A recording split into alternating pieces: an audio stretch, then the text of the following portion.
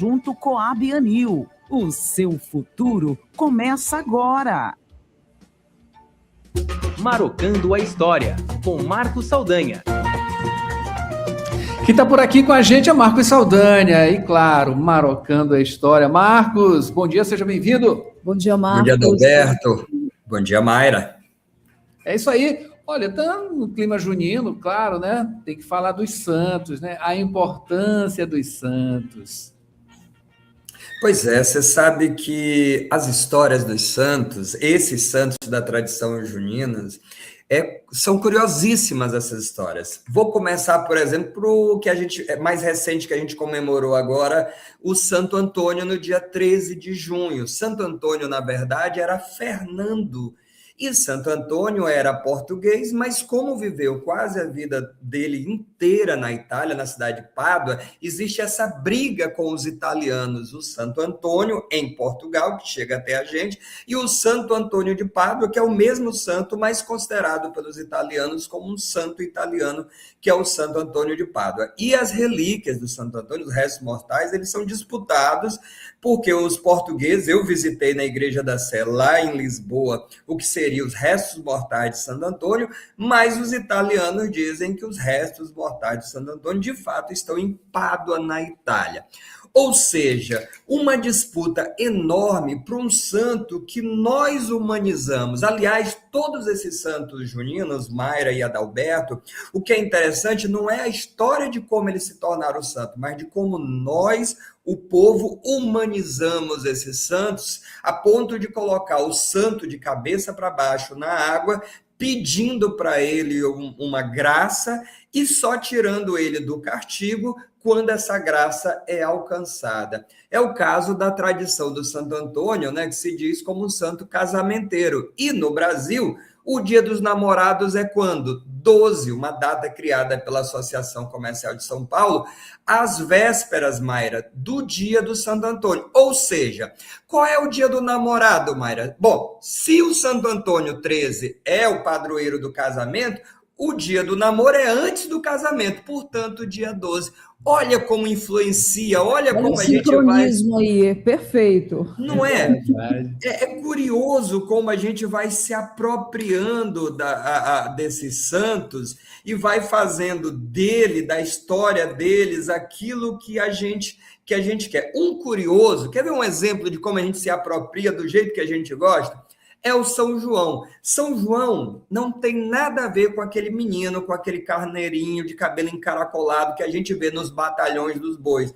Era primo de Jesus, batizou Jesus, mas nos filmes ele sempre aparece muito mais velho, porque ele vai batizar Jesus, mas eles nascem, né, no mesmo período, e era sisudo, extremamente sério, rigoroso, moralista.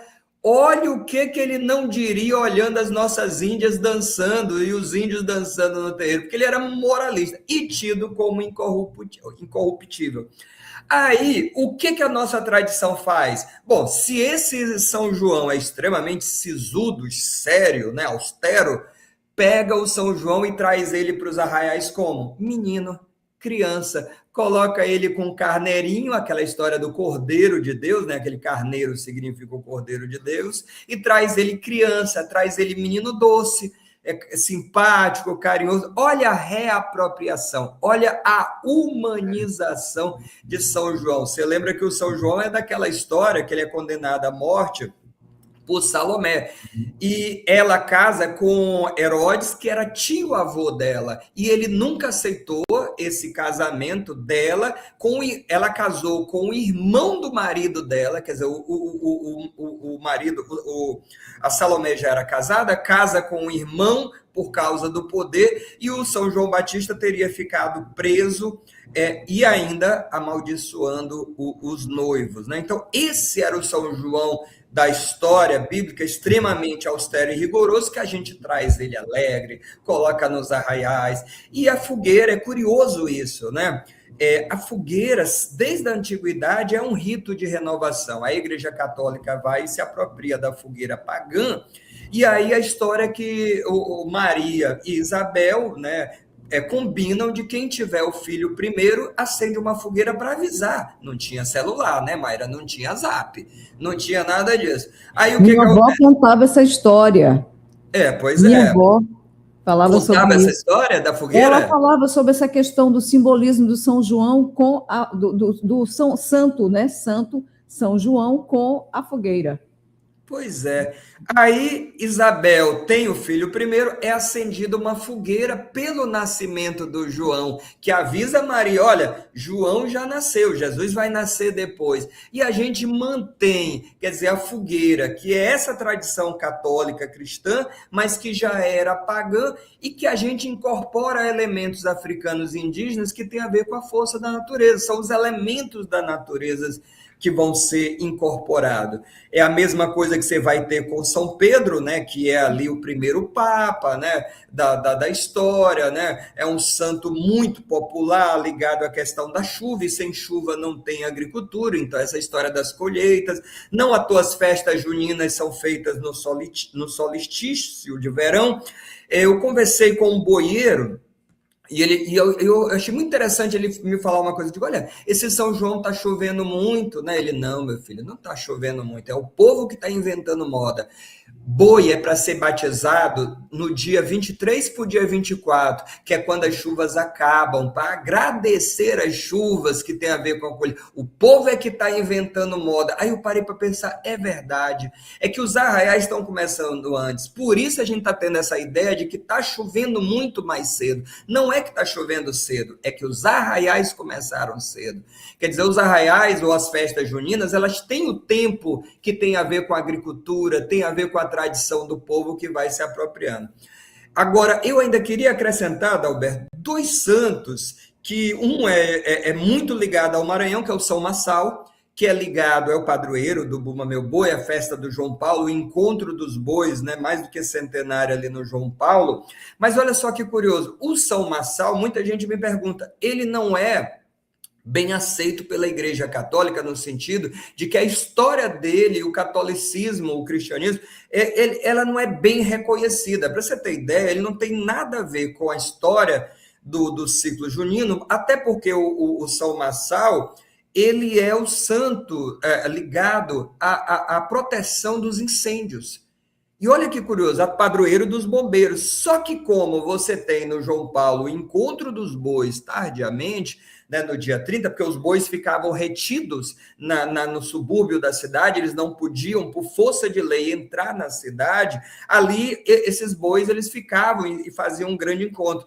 E aí a comunidade João Paulo, né, a Hélio Braga, Paulo de Tasso, Raimundo, esse pessoal começou a organizar essa festa, porque inclusive dava polícia, dava prisão, dava tudo. E eles acharam por bem organizar essa festa toda. E aí, daí, qual era o santo daquele dia? São Massal. Então, daí se traz São Massal para o festejo junino. Ou seja, não existe exatamente um rigor tão grande que a tradição popular não traga e não transforma em afeto. Por isso que eu acho interessante a ideia de São Vito, também outro santo cristão, ser incorporado à tradição. Ele é do dia 15 de junho e ele é o padroeiro da dança e dos dançarinos. As pessoas dançavam na Alemanha para a estátua de São Vito, os italianos incorporaram esse ritual, trouxeram para o Brasil a uma festa de São Vito famoso no São Brás, mas eu não vejo problema nenhum no Maranhão também começar a incluir o São Vito do dia 15 nos festejos juninos, considerando essa reapropriação por conta muito da questão da dança. Na Movidense, nossa escola de dança, nós temos o São Vito, por exemplo, como nosso padroeiro, porque é uma escola de dança. E a gente faz a festa com a bênção do padre e comemora dançando. Então, antes que alguém fale assim, mas estão querendo inventar moda, trazer um novo santo. Mas o São Massal fez isso. E o São João, o Santo Antônio, muito lá antes, de alguma forma, também foram trazidos, foram incorporados à tradição popular, embora já fossem santos cristãos reconhecidos. Então, para fechar, o mais interessante não é saber a história do santo e como é que isso vira festa, mas é como é que o povo humaniza o santo, a ponto de ter intimidade, né? Eu gosto de ir na festa de Santo Antônio e ter um pão de Santo Antônio, né? Então você vê a relação que as pessoas têm com Santo Antônio, é um santo que as pessoas têm uma relação de conversar. A Mayra, acho que a avó dela tinha isso, conversa, ô Santo Antônio, me ajuda, ô Santo Antônio, por favor, não deixa tal coisa, olha só, parece que é alguém da família que tem uma proximidade, isso é muito nosso. E as pessoas fazem, né, Marcos? Marcos, as pessoas fazem as promessas. Novena.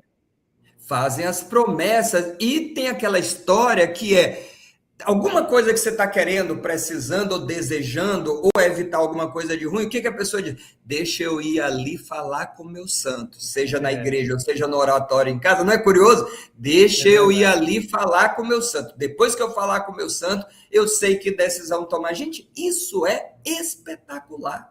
Sem dúvida. Marcos, para a gente finalizar, eu queria que você fizesse um comentário baseado aí também, né?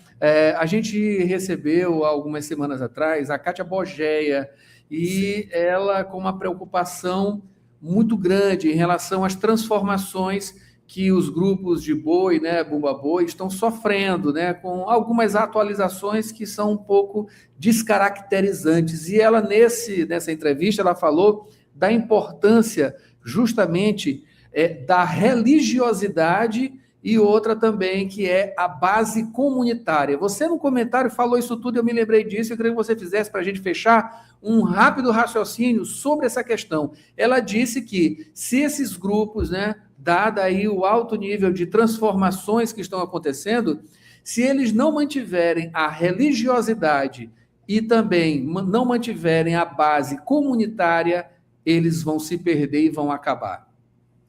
Olha, eu vou trazer para essa resposta da Alberto e Mayra o que Godão certa vez me disse sobre o boi barrica. Ele falou, Marcos, é o seguinte, não vejo problema nos bois, nas tradições culturais, elas terem um processo de, vamos dizer, alguma modernização, mas aí é que está o segredo.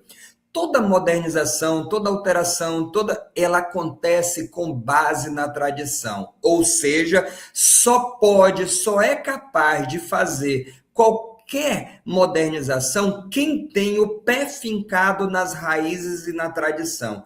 Ou seja, o boi barrica, ele é, em alguma medida, uma modernização, porque ele vira uma companhia folclórica de dança. Então, ele vem para os arraiais e, ao invés de ser embora seja o boi barrica criado, e tu quiser, a ideia de um boi feito numa barrica, mas ele vai beber na fonte da tradição do calendário junino e das peças juninas. A roupa, a indumentária do boi barrica usa fibra natural, ainda não usa uma fibra artificial, e todo ano aquela roupa, aquela fantasia, ela tem que ser refeita. Ele já disse, sairia mais barato se nós optássemos por uma fibra artificial ao invés da natural, mas aí eu tenho um compromisso com a tradição. Então, o meu repertório, a forma de apresentação, eu não sei se alguém já assistiu, eu já tive esse privilégio, mas eu convido todo mundo a assistir. Toda a apresentação do boi barrica no Largo de São Pedro, e não estou falando só da festa do São Pedro, eles sobem a escadaria da igreja e vão até o santo. Toda a apresentação, convido você a ir assistir qualquer momento uma apresentação do boi barrica no Largo de São Pedro, você vai ver, ao final da apresentação, eles sobem as escadarias, é um ritual lindo.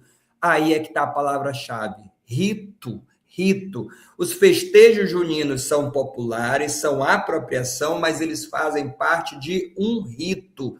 E esse rito é ele que nos amarra às nossas raízes. Se a gente perde as raízes, a gente perde tudo. Então, a gente não pode inventar uma coisa simplesmente inventada que não tenha uma raiz qualquer, que não tenha uma tradição. Ou seja, eu posso trazer o São Vito para o calendário junino, agora eu tenho que amarrar. Como é que eu vou celebrar São Vito? Eu vou celebrar São Vito com dança junina, com Bumba Meu Boi, com quadrilha, quer dizer, eu preciso ter essa conexão com as pessoas, com a tradição, com o calendário junino e com os elementos que estão ligados a isso. Por isso que os mestres, para poder fechar, eles são fundamentais, porque quem é que faz esse elo são os mestres. A gente tem que reverenciar os mestres.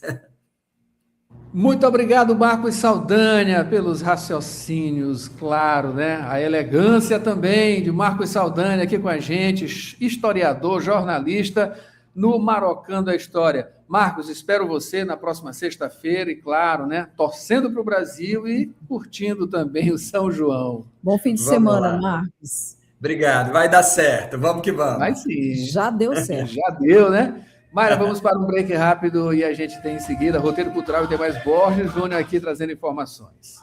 O tempo passa rápido e o prazo para o alistamento militar também. Se você completa 18 anos neste